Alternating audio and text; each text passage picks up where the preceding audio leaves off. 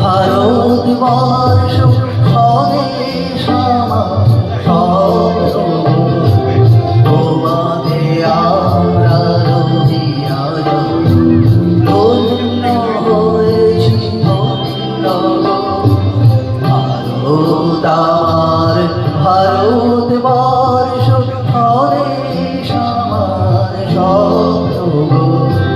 তোমাকে আমরা রহিয়া ধন্য হয়েছি ধন্য গো।